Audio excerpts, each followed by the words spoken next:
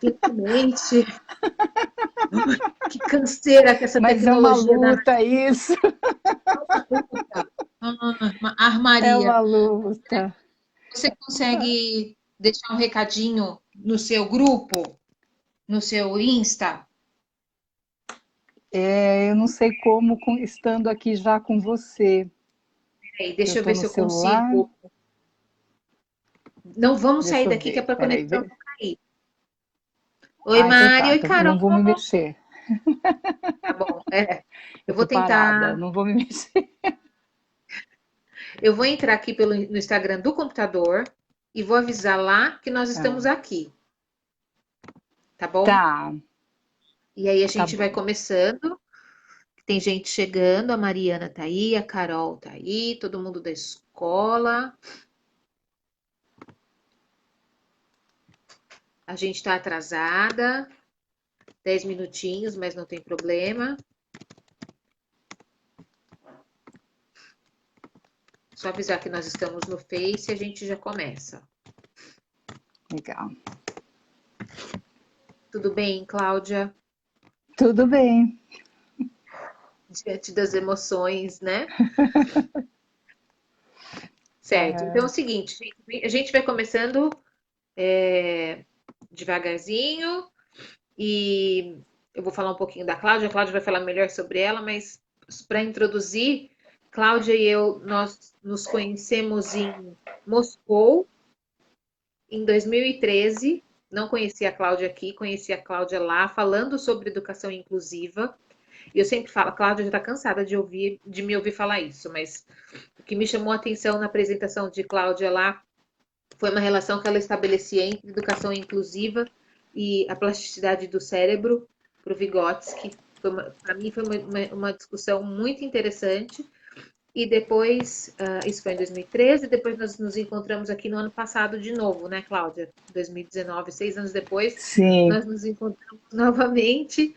Cláudia fez a gentileza de fazer uma fala com as professoras com quem eu trabalho. E foi uma fala sobre educação inclusiva. Então, nossa conversa de Uhum. hoje é sobre educação inclusiva, pensando um pouco o título, né? Educação inclusiva, desafios e possibilidades. Para a gente, a Cláudia vai falar um pouco com a gente, um pouco sobre a formação dela, e em seguida ela vai contar um pouco sobre as questões das leis e falar um pouco como essa relação na prática, né, Uhum. Cláudia? E como é que a gente vê nesse tempo de pandemia, como é que tem sido trabalhar com educação inclusiva Uhum. agora em tempos de pandemia. Eu agradeço imensamente, Cláudia, por você ter aceitado o meu convite. Eu tenho feito uma sequência de lives sobre educação inclusiva.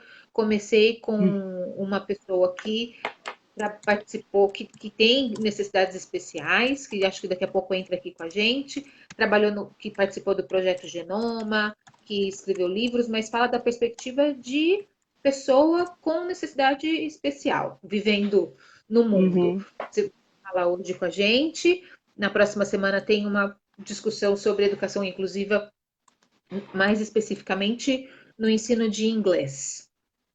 E tenho a intenção Ah, de trazer tá. uma pessoa que fala sobre audiodescrição. Vamos ver aí nessa sequência, né?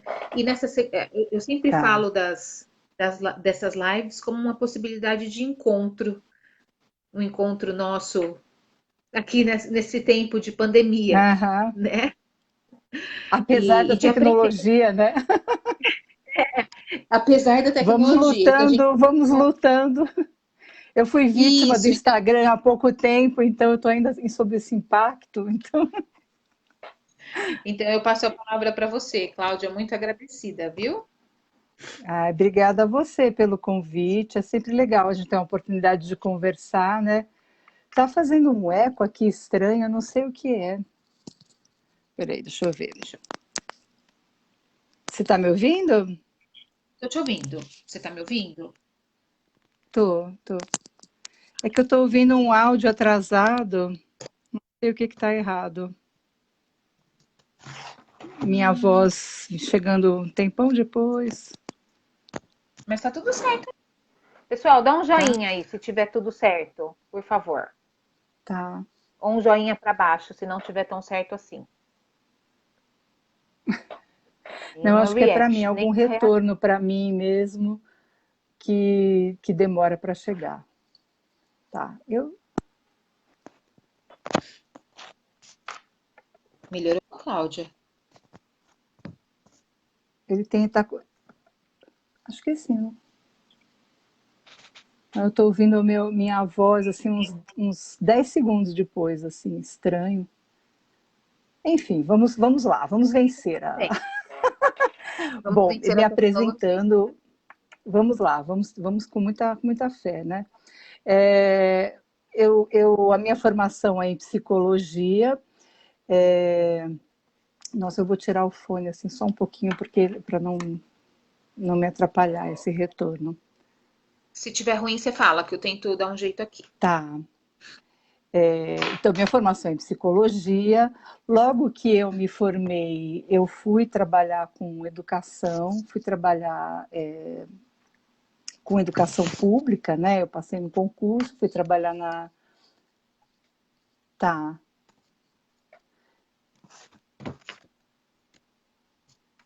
Eu escuto a minha voz depois, fica um tempão, fico ouvindo ela com um atraso.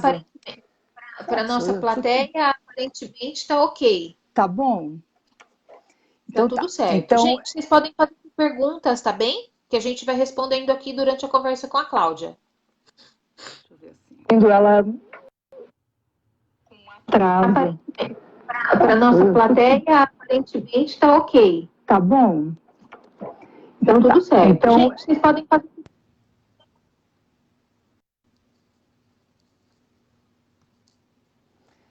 Cláudia? tá. Bom, eu estava dizendo, né, que eu. Então, minha formação é em psicologia, fui logo trabalhar com psicologia, com educação. Então, eu trabalho na rede municipal de São Bernardo, numa equipe técnica como psicóloga escolar. E com que é uma característica assim, interessante, porque geralmente quando tem psicólogo nos sistemas escolares, vêm da saúde, né? Eles trabalham originalmente na saúde, vão e trabalham, se articulam com a educação, enfim. São raros os locais que têm psicólogos nos quadros técnicos, assim, na educação, né? E fui construindo uma trajetória aí nessa área, né, da educação, fazendo especialização, mestrado, doutorado, enfim, é, dentro dessa interlocução aí de psicologia e educação. Assim, o grande foco do meu trabalho, de uma forma muito geral, é a questão da educação inclusiva, né? Eu trabalho tanto na formação de professores especialistas, professores da sala comum, equipes gestoras, enfim, né, nessa formação e no acompanhamento das situações de inclusão na sala de aula comum, né? A entrada desses alunos aí com alguma questão, ou alguma deficiência, ou não necessariamente, algumas questões que são desafiadoras aí para a escola, e aí trabalho assessorando esses grupos em educação inclusiva, né? A gente foi se conhecer na Rússia por conta da minha tese de doutorado, que era sobre o conceito de cérebro na obra do Vygotsky. Eu tinha começado a pesquisar dentro da psicologia histórico-cultural no mestrado, pesquisei o papel do diretor escolar na escola, né, na construção de uma escola inclusiva. E no doutorado me aprofundei nessa questão dos conceitos de cérebro na obra do Vygotsky, né? O Vygotsky, ele era... Eu queria ver o Vygotsky hoje, com tanta tecnologia disponível, o que esse homem ia fazer, né? E esmerilhar, assim, as redes.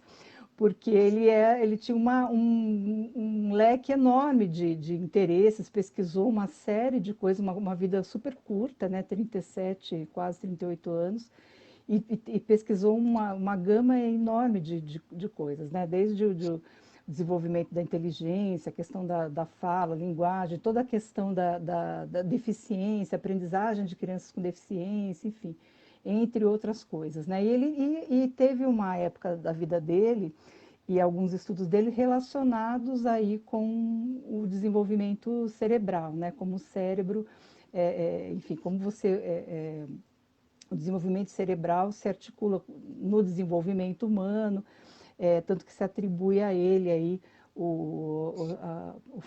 a fundação da neuropsicologia, né? Uma área de estudos que depois foi levada adiante pelo Luria, que era um parceiro dele, né? Ele morreu e o Luria deu continuidade a esses estudos. E aí me interessou justamente isso, né? Como ele conceituava o cérebro, o desenvolvimento cerebral, qual a influência disso no desenvolvimento humano, muito por conta dessa questão da inclusão e movida pelo que eu ouvia muitos professores falarem assim, mas esse aluno não vai aprender porque ele tem uma tal deficiência ou ele tem uma capacidade cognitiva limitada. E eu achava tudo aquilo achava meio estranho aquele discurso, porque se a gente vai pensar, né, que o desenvolvimento cerebral durante toda a vida ele acontece, ele é plástico, né, vai se modificando de acordo com as experiências. Como é que você pode dizer que um aluno não vai aprender, né? Ele chegou no limite dele, tchau, né? Então isso me intrigava muito e aí eu fui me aprofundar nisso justamente por causa da questão dessas conversas aí, né? E, e foi bastante interessante, assim, acho que a tese valeu muito a pena, assim, pela minha pesquisa, o tipo de conhecimento que eu cheguei lá. E é uma contribuição muito importante que ele tem, né? E como outras tantas que ainda precisam ser mais bem estudadas e conhecidas, né? Ainda não se tem não é muito comum falar sobre esses estudos, né, do Vygotsky sobre cérebro, neuropsicologia, enfim, né? Isso ainda existem campos na psicologia histórico-cultural que caem mais no gosto do povo, né? Aí o pessoal pesquisa mais e tal, e outros que já não são tanto assim populares, né? Então são pesquisas mais restritas e tal, mas bem interessantes. Tem muita coisa ainda para ser pesquisada na obra dele. Eu E sempre fico me perguntando se ele hoje lesse os estudos de neurociência, por exemplo. aham, São estudos muito voltados para a questão cerebral mesmo, do cérebro físico. O que é uhum, que será que ele diria, né? uhum, E como você sim, disse, se ele visse as crianças com essa relação toda com a tecnologia, né? Com os instrumentos é, tecnológicos, essa relação, essa vivência toda.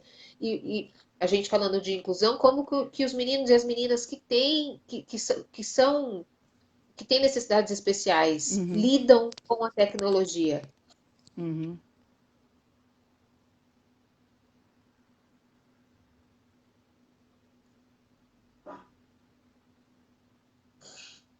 é,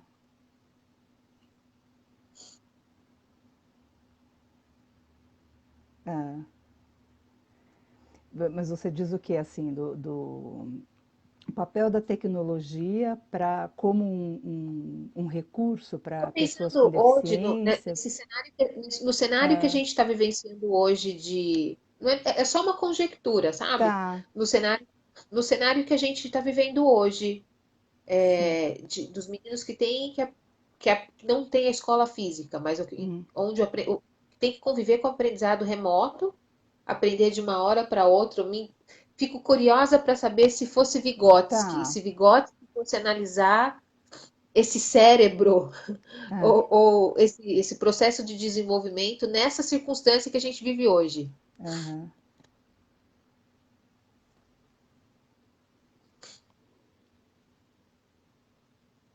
hum.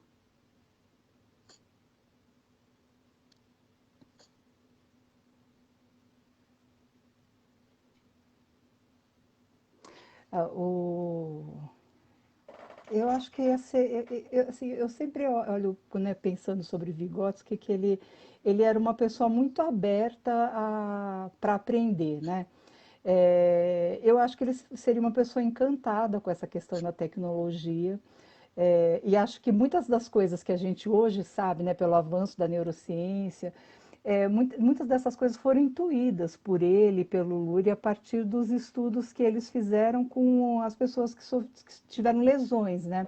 Lesões cerebrais, então que era o meio que a pessoa tinha naquela época, né? O que eles tinham nessa época, não tinha ressonância magnética funcional, então era estudar lesão e efeito de lesão e tal, né?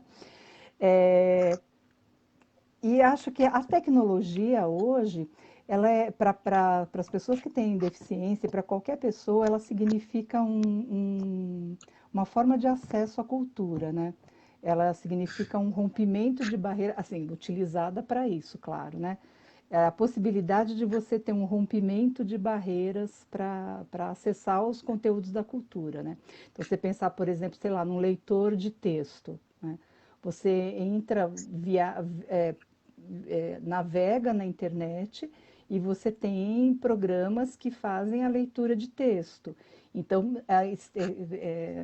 acessar um computador não é uma dificuldade para uma pessoa que tem que é cega, por exemplo, né, com um leitor Sim, de texto.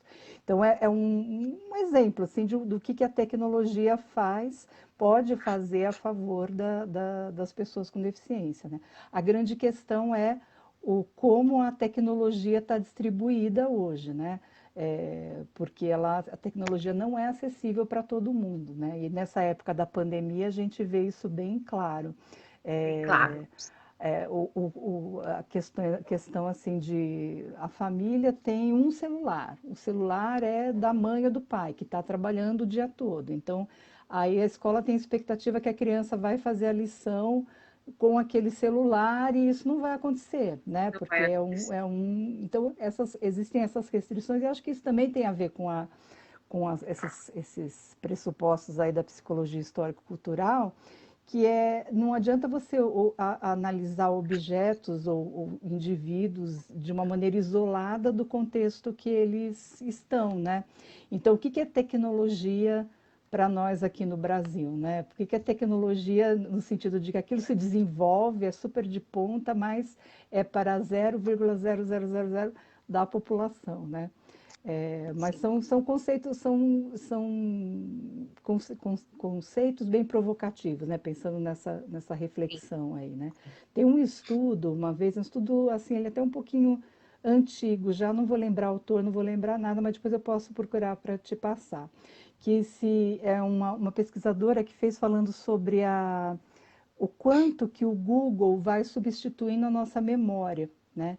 Então, tem algumas coisas que você já não guarda na memória, na sua memória, porque você sabe que você vai chegar no Google, vai perguntar e a informação vai estar lá muito mais fácil, muito mais disponível. Então, a gente tende a não lembrar de telefones ou coisas que você sabe que você vai.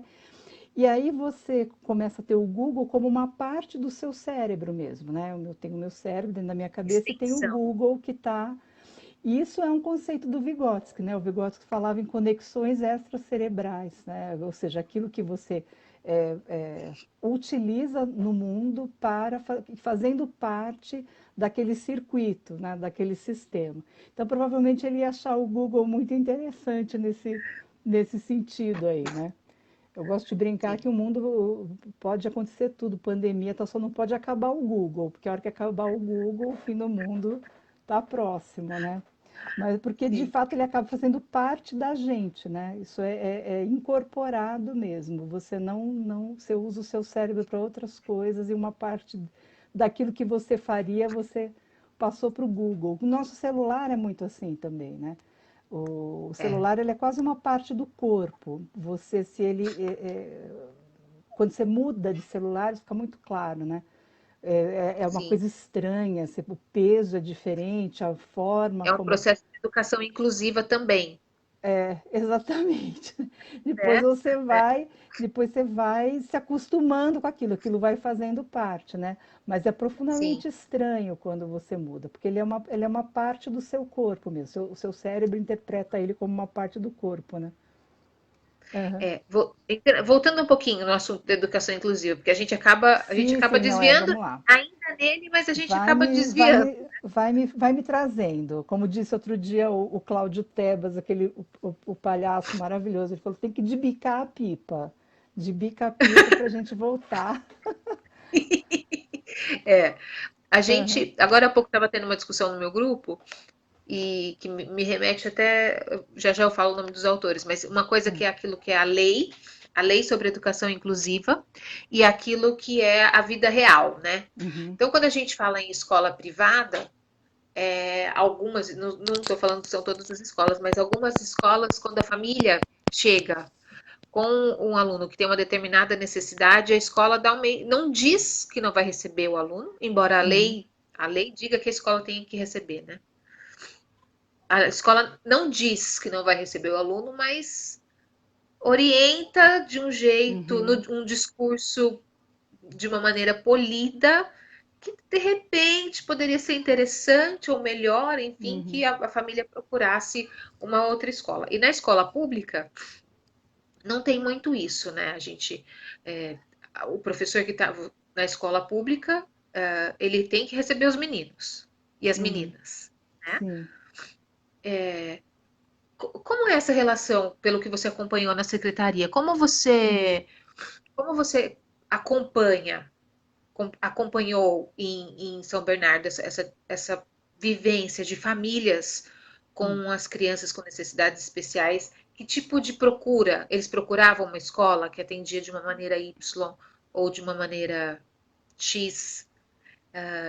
Tem exigência das famílias? As famílias têm essa consciência de que a escola não é um depósito, que a Uhum, criança vai ficar lá guardada e depois ele pode pegar de volta, e uhum, que a sala de aula deveria ser sim um espaço de produção de conhecimento, um espaço de desenvolvimento, um espaço de ensino, aprendizagem, não importa qual necessidade sim, especial ou qual deficiência a criança tenha. sim. Essa questão da escola receber todos os alunos é um desafio que a luta continua, né? Eu acho que a gente tem Porque é o que a leis que lei elas, diz, né? exatamente, a lei ela é A muito lei diz. clara, né? Mas qual é o preparo, né? A lei é muito clara já faz anos, aliás, né? Desde a Convenção da Guatemala, né, que saiu em, acho que se não me engano era 99, eu não vou me lembrar a data. Mas aí é publicada outra legislação, a gente teve a Convenção dos Direitos da Pessoa com Deficiência, que também faz parte da Constituição brasileira, né? Ela foi ratificada, então o que diz lá é parte da Constituição brasileira. Depois disso saiu a Lei Brasileira de Inclusão, então e todas elas vão dizendo isso. Não receber as crianças, não matricular, é discriminação, é passível de punição como crime, né? Tem ali a tipificação do que acontece nessas situações e tal. Mas esse fenômeno que você está falando é aquela coisa assim, né, aqui, olha, a gente matricula, mas a gente, né, talvez aqui não seja um bom lugar e tal, né? E é uma situação muito delicada, porque ela é muito perversa, né? Muitas vezes as famílias, eu percebo que isso tem mudado. Acho que antes era mais assim, mas muitas famílias entendiam que o fato da escola receber o filho dela era quase que uma boa ação, né? Era algo que ela tinha que agradecer, que era como se fosse uma deferência ali para ela, né? Como se ela não tivesse aquele direito e aquilo foi, né, graciosamente feito, né? Ou seja, não ter esta percepção do direito, né? Nem tanto da família que matriculava, nem tanto da escola, né? Que a escola não tem o que discutir. Ela tem que matricular e tem que atender os alunos, né? Com a questão então, eu acho que isso é uma coisa que no sistema público ela acaba sendo meio que dada. Não tem muita discussão nisso, porque todo mundo sabe a legislação, né? E uma escola pública, ela não, por definição, ela não pode escolher alunos, ela matricula todos os alunos, né? No sistema privado, apesar do nosso sistema educacional, ele é bem claro em relação à função da escola, né? A Constituição é clara em relação à função da escola e a legislação serve tanto para a escola pública quanto para a privada, não tem diferença, né? Mas a gente sabe que existe uma dificuldade maior. Há uns anos, alguns anos atrás, se não me engano, foi 2014, por aí, que saiu uma decisão não, 2000, acho que 2016, foi logo depois da Lei Brasileira de Inclusão. Saiu uma decisão do Supremo Tribunal Federal dizendo negando, né, um recurso que algumas instituições de escola particular fizeram, falando justamente da questão do custo, né? Para eu receber um aluno com deficiência, então, por exemplo, a questão de se ele precisa de um auxiliar, uma coisa assim, a família que tinha que bancar, e essa decisão diz que não, que é um custo da escola. Eu acho interessante uma coisa que a gente pode, né, pensando um pouco nesse momento que a gente vive da pandemia, acho que é uma reflexão interessante.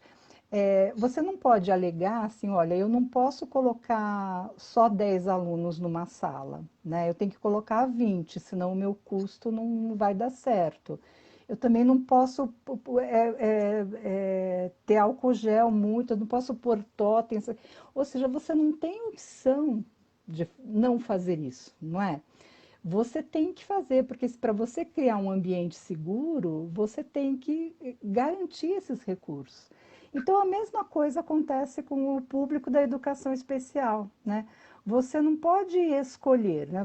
Quando você abriu lá o negócio, você tem que pensar, olha, eu posso receber alunos com deficiência. Então, a minha escola já tem que ser adaptada, tem que ter rampa, tem que ter elevador, tem que ter, né? Se eu precisar, se eu tiver um aluno surdo, eu vou ter que pensar como vou fazer. Isso tem que estar nos custos do negócio, né? É a mesma coisa que a escola está se vendo agora com a pandemia, né? Você não vai, não, na minha escola não, eu boto 20 porque não tem como fazer isso, né? Então eu acho que se a gente olhasse para isso com a mesmo, não dá para negociar algumas coisas, talvez ficasse mais claro, né? Qual que é a implicação disso, né? Sim, sim, sim. E, Cláudia, quais avanços que você acha que precisam ser feitos quando a gente pensa a gente pensando numa linha do tempo de educação inclusiva nossa aqui no Brasil, Uhum, nas conquistas que a gente teve, pensando que até não muito tempo atrás as crianças não tinham esse direito todo de frequentar a escola e os profissionais não tinham tanto uhum. suporte para trabalhar com eles, com essas crianças. E o que você acha que a gente ainda precisa, em que você acha que a gente ainda precisa avançar? A gente sabe que ainda há muito que se pensar em termos de formação de educadores, né? Uhum, E a gente sabe também que para alguns lugares ou algumas pessoas ainda veem a questão da educação inclusiva como uma falácia, né? Ou uhum, como um conto de fadas, né? Uma coisa que está uhum, escrito na lei e que no dia a dia da escola é muito difícil de cumprir, é muito difícil de atingir por razões diversas, por organização, por uma formação em serviço, ou por uma falta de formação em serviço, ou falta de, ou tipo de formação pré-serviço. Fala um pouquinho com a gente, pra gente sobre isso. Então, eu acho que uma coisa, acho que a gente chegou no que a gente chegou hoje a partir de um processo histórico, né? Conquistas, principalmente dos movimentos sociais aí, que foram lutando para garantir alguns direitos, né? E aí a gente chegou no estado que a gente está hoje, né? No estado que a gente está hoje.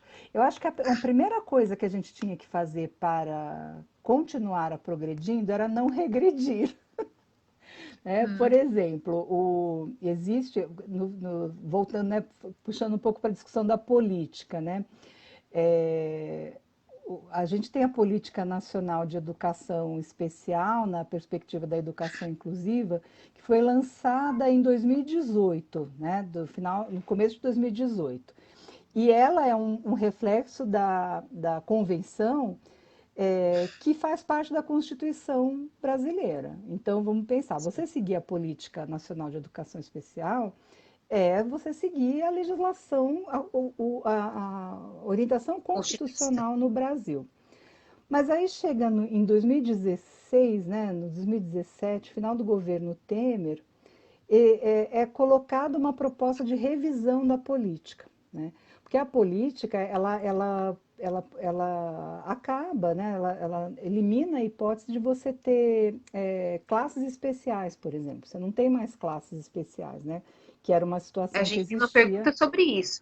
É, Eu e posso te interromper e fazer a pode, pergunta? De pode. repente, na sua fala, você Eu tô com já. meu som continua meio estranho, tá? Então se eu ficar meio assim, Tá. Não, tem um eu acho que dá delay, para tem um entender que você delay, está tentando nos tá? ouvir. É, tem uma pergunta do Osório Medeiros. Aham, Ele pergunta sobre, fala um pouco sobre a política mesmo uhum, de ensino para alunos com necessidades especiais, se não deveria haver recursos uhum, humanos e físicos especiais para esses tipos de alunos. Se uhum, não, deveria haver instituições com recursos, acho que é isso que ele uhum. quer dizer. Se não for, você me corrige, tá, Sim. Osório? Instituições com recursos humanos e físicos específicos para esses alunos, Uhum. especiais para esses alunos que têm necessidades educacionais especiais. Sim, Acho que está nisso que você está falando, né? sim, sim. Acho que pode entrar Então, aí. o específicos para esses alunos, né? Na verdade, sempre foi praticado, né, dessa maneira. A gente tem assim etapas, né, de desenvolvimento aí da história da educação especial. Você vai desde um momento em que você, em relação à proposta educacional, as crianças eram simplesmente segregadas, elas não tinham acesso a nenhum tipo de atividade educacional. Tanto que aí na década de 50, que é fundado lá a APA, a Sociedade Pestalozzi, justamente por isso, né, os pais se juntam para criar sistemas, né, propostas à parte para atender esse público, né? O E Osório aí está você... propondo que é pelo menos na fase inicial. Desculpa te Aham, interromper, mas o que o Osório está colocando é que fosse pelo hum. menos na fase inicial. A fase inicial é o quê? Educação infantil? Eu acho que ele está chamando educação Uhum, infantil e ensino e funde um aham. inicial. As séries Tá, não, iniciais, tudo né? bem. É, tá. Então, né? Então, o pensando.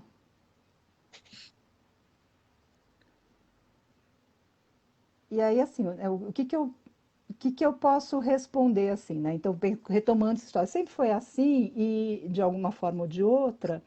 E, na verdade, o que a gente tinha era um sistema segregado em que tanto as pessoas com deficiência, elas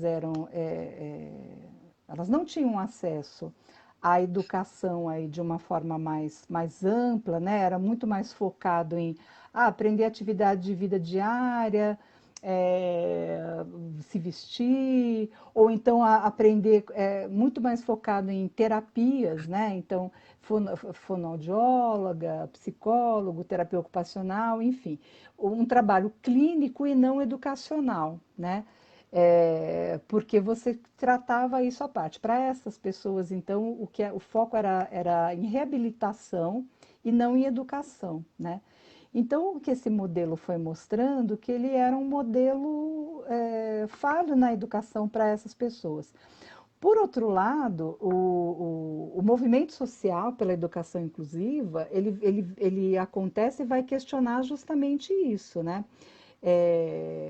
o primeiro movimento para que essas pessoas com deficiência fizessem parte da escola foi a questão da integração, né? A questão da integração é assim, ó, aqui na minha escola tem uma escadaria, se você conseguir subir essa Subir. escadaria, você pode entrar, que a gente tem um lugar ali no fundinho da sala para você ficar, né? E o movimento pela inclusão, ele vai dizer que não são as pessoas que têm que se adaptar à sociedade, mas a sociedade que tem que receber todo mundo, né? Quando você passa a ter esse movimento, então assim, eu sou uma pessoa com deficiência, eu pago o mesmo imposto que você e você consegue entrar na escola e eu não consigo, né? Que é a questão dos direitos humanos mesmo, né? Não dá para você ter cidadãos que são cidadãos de segunda classe, que participam, mas não participam muito. Então, isso obriga a escola a rever sua lógica, né? Se a escola é para todos, tem que ser para todos, não para 99 nem para 98. Essa fase que o Osório está falando, que é educação infantil, Fundi 1, é a principal fase, né, se a gente pensar, é a fase em termos de desenvolvimento é, humano, né, desenvolvimento cultural, desenvolvimento é, cerebral. Essa fase da primeira infância é a grande fase onde isso acontece, né? Onde isso está mais exuberante, vamos dizer assim. Não que isso não aconteça durante o restante da vida, o desenvolvimento, mas nos anos iniciais ele é muito mais um processo muito mais intenso. Então, é justamente nessa fase que as crianças com deficiência têm que estar na escola, né? E não estar fora dela, né? O que acontece é que quando você abre a escola para receber crianças que não aprendem da forma convencional, você começa a ver que a forma convencional ela é extremamente deficitária. E não só para esses alunos, como para todos os alunos. Porque a escola tradicional ela tem uma coisa assim, se você conseguir entrar, se você conseguir sentar, se você copiar da lousa, conseguir copiar da lousa, conseguir decorar tudo para fazer a prova, você não vai dar problema aqui. Pode vir, pode ficar e tal. Agora, qualquer aluno, não estou falando de alunos com deficiência intelectual ou com alunos com autismo, mas qualquer aluno que fuja um pouco dessa lógica, ele já embaralha a escola não sabe o que fazer com ele. Né? O que eu faço com esse menino? Que não fica quieto o tempo que eu quero, não copia do jeito que eu não faz, não registra da maneira como eu espero que registre e tal. Então a gente tem essa questão e tem a questão da educação há um bom tempo, já não é novo isso, está discutindo você mudar a forma como a escola funciona, né? Então a coisa de você trabalhar por projetos, o trabalho por projetos é uma coisa que tem o quê? Uns 30 anos, pelo menos, que tem essa discussão, né? Que começa lá na Espanha, vem com os PCNs, muito essa ideia para o Brasil. E hoje a gente tem várias, vamos dizer assim, formas inovadoras de pensar a educação. Então, se fala, por exemplo, em educação, esse movimento aí da educação criativa, do movimento maker, né, mão na massa, as crianças aprenderem fazendo, ensino híbrido e tal. Isso chega tudo na escola como, né? Porque se a escola já tivesse aí, né, incorporando essas coisas, mudando a sua forma de funcionar, com certeza isso ia chegar na escola de uma maneira muito mais tranquila. Isso ia vir ao encontro das reflexões da escola. E se você tivesse uma escola organizada por projetos, por exemplo, uma criança com deficiência intelectual, ou com autismo, com qualquer outra questão dessa natureza, poderia participar de uma maneira muito mais tranquila, né? Num projeto, você tem várias coisas para serem feitas. Alguns vão fazer atividades mais de ordem lógico, espacial, outros mais da coisa da matemática. E essas crianças podem fazer algo que elas consigam, que faça parte da competência delas, né? Então, elas podem ajudar a pensar algumas coisas que elas consigam entender e os outros alunos perceberem onde eles têm que ser mais inclusivos no projeto, ou ela pode desenhar, ou enfim. Né? O que eu estou querendo dizer é que se você tem um ensino mais aberto, você começa a focar na aprendizagem, não no ensino. Então, não é eu ensino e matéria dada, Alguém aprende. né? Mas não, o ensino, eu tenho que garantir que todos os meus alunos aprendam. Então, para isso, eu tenho que ter uma organização que seja suficientemente porosa, maleável, para permitir essas diferentes aproximações aí, né? Então, a escola inclusiva, na verdade, nada mais é do que uma escola para todos, né? Uma escola, se você falar em escola inclusiva, deveria ser visto como uma espécie de um pleonasmo, assim, né? Toda escola deveria ser Sim, inclusiva. toda E escola todas as é crianças inclusiva por se deveriam, chamar né, escola, né? deveriam poder aprender dentro das suas possibilidades da melhor forma possível, né? E não falar, ah, mas ele Sim, não sabe, está no quarto ano, no quinto ano, não sabe ler, escrever. Tá, mas o quanto que ele já avançou no processo de letramento, né? É isso que precisa ser olhado, né? E não em relação a uma criança do quinto ano faz isso, isso e isso, você não faz. Não é essa, não é este olhar, né? Mas é olhar o que cada um está podendo fazer e qual a melhor forma que eu tenho como escola de puxar o desenvolvimento de cada um, né? sim. Pessoal, façam perguntas. Tem professores aqui, a Carol, Caroline, a Andrea, a Marisa, se ainda estiver por aí. Tem uma aluna que foi minha e que trabalha com você, Cláudia. A Thaís Blácio foi minha aluna numa formação da Ah, prefeitura aqui de é? São Paulo. E trabalha com você, Ah, coincidência, nos encontramos que legal. aqui.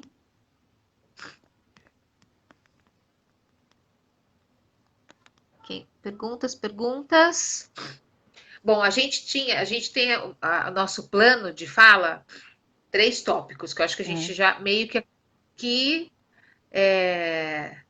cobriu. Mas se Uhum, você quiser retomar alguma coisa, Cláudia, eu acho que a gente ainda tem um tempinho. Então, a questão da plasticidade do cérebro, que foi com que a gente começou falando. As políticas atuais de inclusão, que eu acho que você uhum, também já retomou, e como tem sido a educação inclusiva em tempos de pandemia, uhum. que a gente acabou também Eu acho que falando a um pouco, educação, mas inclusive, a educação, inclusive, em termos de pandemia, acho que é uma coisa muito interessante, né? Que a gente, que ela é algo que a gente tem que ficar bem atento mesmo, né? É muito interessante ver, assim, se vê em reportagem, né? Outro dia eu vi uma reportagem ótima sobre isso, né? O quanto que a escola é significativa para esses alunos, né? E o quanto não ter aula, não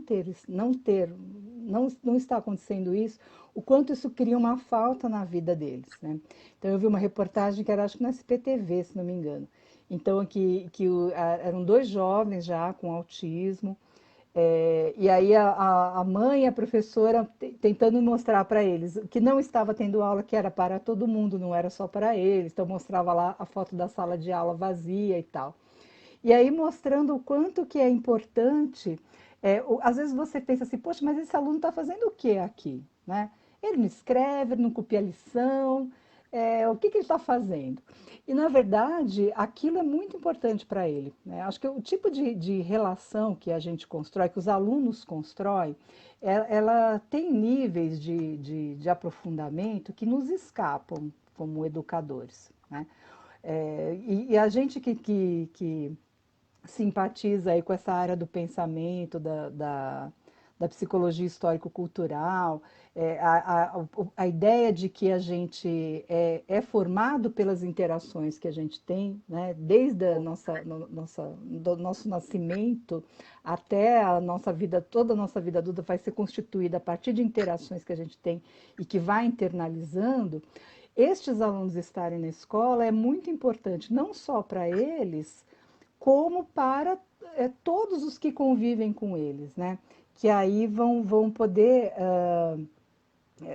constituir também uma sociedade que é mais inclusiva, né? Então, acho que tem esse aspecto e tem um aspecto, então, do quanto é importante para eles e para os outros alunos também, é, que a gente tem apertamos a tecla pause aí, né, na convivência escolar e estamos assim meio na expectativa de como vai ficar isso, o que que vai ser no depois, né? Ninguém sabe. Acho que a gente está num momento assim que a gente não sabe mesmo. A gente pode elocubrar, mas o que vai acontecer a gente não sabe. A vida continua rolando, né? Às vezes eu vejo essas discussões assim, vai ter que todo mundo tem que repetir de ano. Falo, gente, mas assim, a vida está rolando, estão aprendendo, Eles estão estão aprendendo tendo alguma coisa. aula. Não sei o que, né? Eles estão tendo A aula, não gente está sei trabalhando exatamente, muito. não sei em que medida que isso que a gente vai. Você não pode jogar fora, entendeu? Não valeu, sabe? Não é isso. A gente tem que respeitar esse momento histórico, né? Tanto para eles quanto para os professores, né? Para todo mundo. A equipe toda, né? E a questão, acho que, e paralelo a isso também, eu acho que tem a questão que a gente vive hoje na educação brasileira por conta do encaminhamento, dos encaminhamentos do governo federal em relação à educação, né? O papel do Ministério da Educação nesse momento, que tem sido completamente ausente, entre outras, né, para não elocubrar demais, focando na educação completamente ausente. E quando a gente vê alguma coisa sendo feita, é alguma coisa no sentido de retroceder conquistas que a gente já teve. Então, teve uma orientação agora que saiu do MEC, né, que é esse parecer, se não me engano é 12, que é o nome do parecer, 12 de 2020, que fala sobre como proceder com os alunos no período da pandemia, enfim, né? Um parecer que foi demorado, e quando chega ele fala que todos os alunos com deficiência não deveriam voltar para a escola, né? E quando Sim, ele fala isso, é muito preocupante porque ele está tratando deficiência como sinônimo de doença.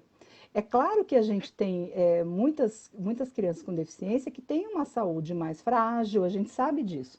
Mas quem vai dizer se o aluno tem que voltar ou não para a escola é a condição física dela, o médico, é isso que vai dizer. E não o fato de, você tem síndrome de Down, você não volta para a escola. Como assim, né? Então, eu acho que eu destacaria esses dois aspectos aí. A falta que a escola faz, né, para o desenvolvimento das crianças e como a gente, né, nesse tempo que a gente está, que a gente vai correndo atrás desse prejuízo da melhor forma que a gente consegue, pode não sim. ser a melhor, mas é a que a gente está conseguindo fazer agora. E o cuidado com esses retrocessos que vêm em termos da política nacional aí, e que podem ter assim efeitos super perversos para esses alunos, né? Para você, qualquer. A gente tem duas perguntas, Ai, Cláudio, desculpa te desculpa, interromper. não. A gente tem uma outra do Osório. Né? Qual seria uma possível saída para um ensino mais aberto e propício para facilitar o ensino dos deficientes, dos alunos com necessidades especiais? Hum, E a gente tem uma outra da Edione, hum. que é como a escola está se preparando como um todo para receber essas crianças que estão fora da sala de aula no momento.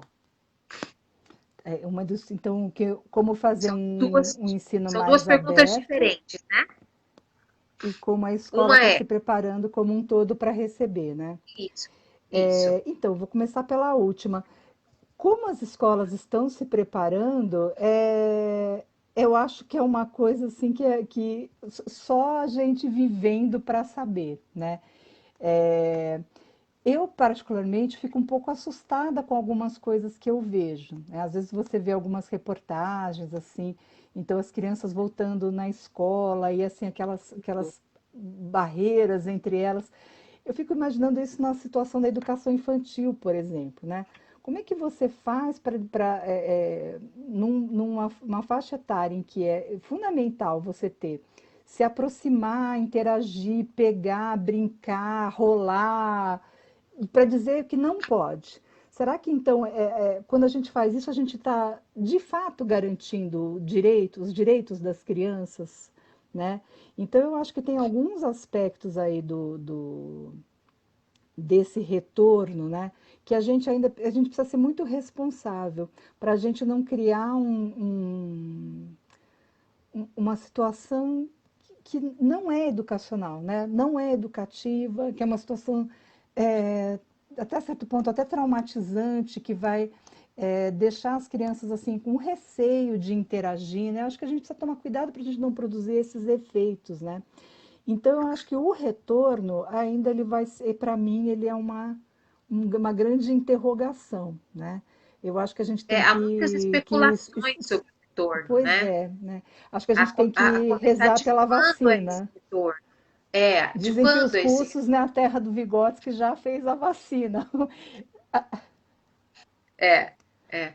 Eu né? acho que Então, tem acho essa discussão, isso acho que é muito latente hoje o que a gente está é, vivendo, é um certo abismo primeiro hum, que essa educação remota, o ensino remoto nos mostra que é quem tem condições de, uhum, quem tem condições financeiras e sim, tecnológicas, enfim, para continuar com o ensino remoto e quem não tem. uhum, Né? O professor que vai entregar, uma conversa que eu tive aqui com uma outra colega, o professor que vai entregar a lição na zona rural de moto. uhum, Ele entrega e depois como é que é feito esse acompanhamento? A gente, alguns domingos atrás, uma reportagem do Globo Rural mostrando os professores indo entregar as tarefas para as crianças de barco, uhum, de barquinho, e aí volta e sim, pega as tarefas. E a dificuldade das famílias em acompanhar, em orientar, porque os pais não são professores. E é isso que sim, isso muitos é pais muito colocam. verdade. O pai não tem essa formação pedagógica É, e ainda há esse abismo em termos de conhecimento no Brasil do pai que não tem formação. E aquele uhum, pai que, dentro daquele contexto de não ter formação, precisa acompanhar o uhum, processo de ensino-aprendizagem do filho. sim, Esse é um ponto. O outro ponto da volta é volta como? A uhum, gente tem a sim, realidade da escola que tem condição de seguir todos os protocolos, de ter equipamento de tecnologia para fazer ensino híbrido, e a gente tem a situação das escolas que não tem papel higiênico. Como é que uhum, fala em álcool gel e protocolo sim, de segurança e de higiene para receber as crianças, né? E ao mesmo tempo, é uma grande polêmica, né? Essa questão do retorno. E ao mesmo tempo, as mães das crianças de escola pública que estão voltando ao trabalho, sim, com quem ficam uhum, essas crianças. uhum, Então é um engodo, na é, verdade, é. Não, e é o que você é. colocou antes, né? É aquilo da gente não ter uma linha de condução, de não ter como numa situação como essa a gente não tem um ministro da educação, não existe. É o Uhum, mistério da educação, não é o é. ministério da educação, né? E a É, mesma coisa você, da né? saúde, não tem um Quem poderá ministro nos da saúde. ajudar? Não é lá. Quem, É, é, Chapolin Colorado, né? E é, agora quem poderá nos exatamente. defender? É. E aí a gente fica, né? E aí eu E acho que assim, aumenta, né? nessa O abismo. situação, você tem, você tem algumas pessoas que estão, acho que tem algumas instituições assim que têm uma contribuição interessante, né? O Instituto Rodrigo Mendes, por exemplo, fez um Sim, levantamento de vários sistemas em vários países, como estavam se organizando para isso. Então, isso é uma contribuição ajudando os sistemas a pensarem. E eu acho, assim, de forma geral, que as pessoas estão tentando, estão sendo muito responsáveis, assim, né? Diante de tanta falta de orientação, eu acho que elas estão tentando ser o mais responsáveis possível. O que vai acontecer é que a gente vai ter efeitos mesmo, né? Isso no desenvolvimento das crianças que viveram atravessar. Eu atravessei a grande pandemia de Covid de 2020, né? Isso sim. vai ser uma marca. Como cada um vai significar isso, vai depender de como a escola também vai lidar com isso no futuro. Ainda que ele não consiga estar lá agora, como isso vai acontecer, né? Mas eu acho Esse que isso que você está mistério, falando, que Mônica, ainda é um mistério para nós. né? Acho que o que você está falando é assim, é mais uma vez como ficou, como saltou, né? Como ninguém consegue disfarçar, mas a enorme desigualdade que existe no Brasil, né? A enorme desigualdade entre quem tem acesso à internet, quem não tem acesso à internet, quem consegue pegar atividade, quem consegue se organizar para ficar com os filhos em casa, quem não tem essa condição, porque é obrigado a Sim, sair para trabalhar, enfim, né? sim, Então, eu acho que isso é sim, uma coisa que nós vamos ter que ver ali na hora, que nem assim é fazer sim. live. A gente vai resolvendo, vai É, aparecendo os problemas, a gente vai resolvendo, né? É, e a questão de como a gente fazer para ter um ensino mais aberto, né, como foi perguntado, eu acho que a gente tem que encarar esses desafios, assim, né? Acho que se fala muito é, na tecnologia, e, por exemplo, a questão da tecnologia na escola, né? Isso durante muito tempo é uma coisa, a tecnologia está aí, inclusão digital, mas a coisa ficava meio assim, né? Quando a gente Quem quer? atravessa a Fazia quem situação, queria, quem tinha exatamente. iniciativa de. Quando você atravessa a situação da pandemia, todo mundo teve que cair Tem. na frigideira, né? Então todo mundo teve que aprender como dar videoaula. Ah, mas eu não tenho coragem de gravar. Bom, mas ou você tem coragem ou você, né? Ou você não vai Então dar aula, Dar. você teve que fazer, né? Ou seja, então na verdade quando a gente não foge dos desafios, eu acho que é a melhor maneira da gente poder mudar alguma coisa, né? Senão a gente fica, não provoca mudança, né? Exatamente. Então, eu acho que para A tornar uma gente tem escola cinco mais aberta, minutos, a gente Cláudia. tem Se que. cair como Insta, a gente tem 5 minutos, Tá, tá. tá? Ah, Eu mas vou ler o até. último comentário do Tá Osório. Eu bom, acho que a gente pode fechar. Quem tiver uma última tá. pergunta. É, ele fala: devemos sim esperar a vacina para o retorno com segurança. Uhum, E a política a utilizar seria garantir os meios que as crianças permaneçam uhum, em suas casas. E eu acho que a questão de uhum, permanecer em casa hoje é o como, né? Como uhum, é que a gente garante, né? Qual é a segurança? uhum. São questões para a gente discutir, né? Sim, Para a né? gente pensar. Uhum.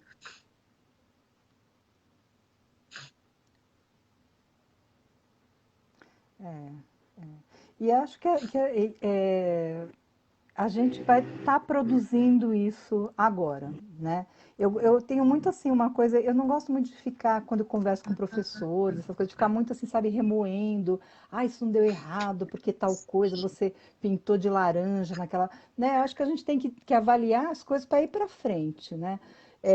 Como a gente vai fazendo, tá, fizemos isso, tá, e daqui para frente vamos fazer o quê, né? Então, eu acho que em relação à pandemia é isso. Por exemplo, né, o que eu tenho conversado com os professores, muitas escolas hoje já perceberam que do jeito que estava fazendo no começo não dá, né? Estavam sobrecarregando as crianças de atividade, as Os famílias professores de também, porque as trabalho, famílias, né, os professores de trabalho, aquela coisa de ficar on, né? Você entrava às 8, famílias, ligava o computador às 8, você está vendo que não dá mais para ser assim.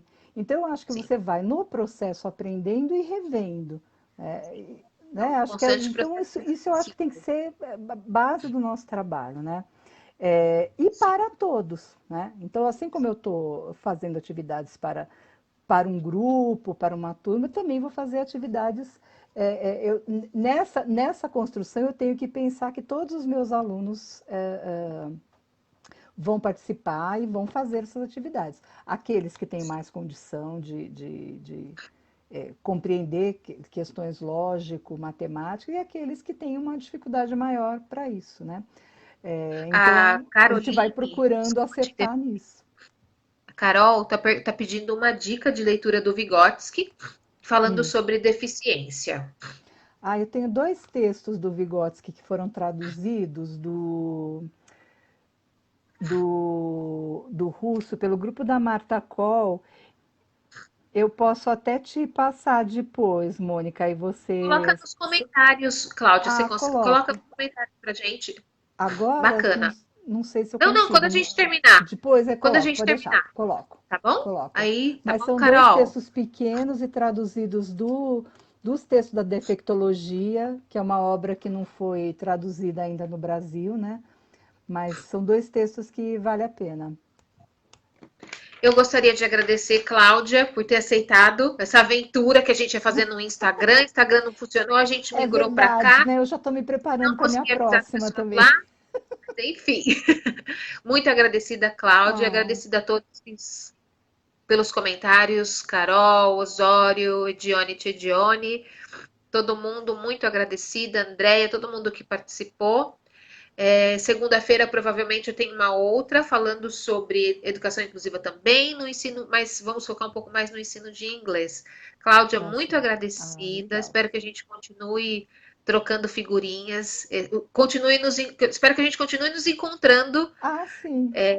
e aprendendo. Eu sempre aprendo muito com É, você, então muito ah, que bom, eu agradecida. também. Não, eu queria parabenizar a tua iniciativa, que eu acho que é isso, né? Vamos invadir aí o cyberspace, mesmo ainda que com algumas dificuldades, né? Mas Sim, achei bem legal, adorei participar e vou acompanhar as outras também, quero acompanhar também. tá bem. Muito agradecida, Tá gente. bom? Boa semana. Obrigada ao pessoal que Cuidem-se. participou também. Cuidem-se, gente.